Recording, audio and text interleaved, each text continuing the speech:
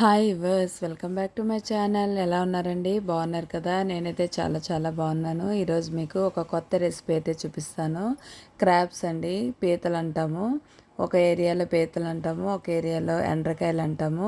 మీ ఏరియాలో ఏమంటామో కామెంట్ అయితే చేయండి. ఈ విధంగా క్రాబ్స్ అన్నీ కూడా కడిగేసి శుభ్రంగా ఈ విధంగా పక్కన ఉంచుకోవాలి.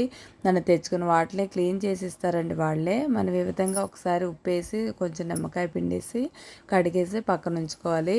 నేను చూపిస్తున్నాను కదా, ఈ విధంగా ఇవైతే మీడియం సైజులో ఉన్నాయి.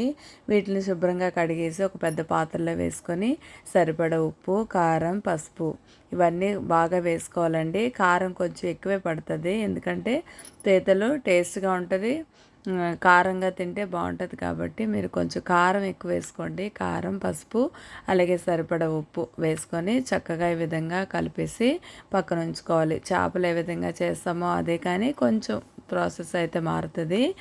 చూసారు కదా, శుభ్రంగా కలిపేసుకొని పక్కన ఉంచుకోవాలి. దీనికి కావాల్సిన మసాలా అయితే చూద్దాం. ఒక పెద్ద నిమ్మకాయ సైజ్ అంత చింతపండు నానబెట్టుకోవాలి.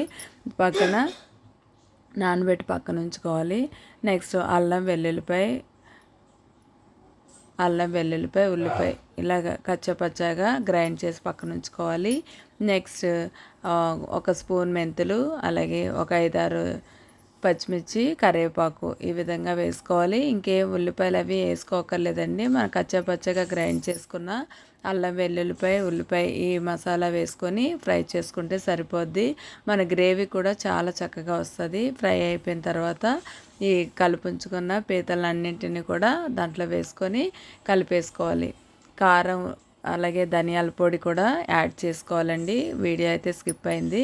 ధనియాల పొడి, కారం కూడా యాడ్ చేసుకొని శుభ్రంగా ఈ విధంగా మొత్తం కలిసే విధంగా కలిపేసుకోవాలి. కొంచెం ధనియాల పొడి ఎక్కువే పడుతుందండి. చూసారా, చిక్కబడేంత వరకు మనం ఉడికించుకోవాలి.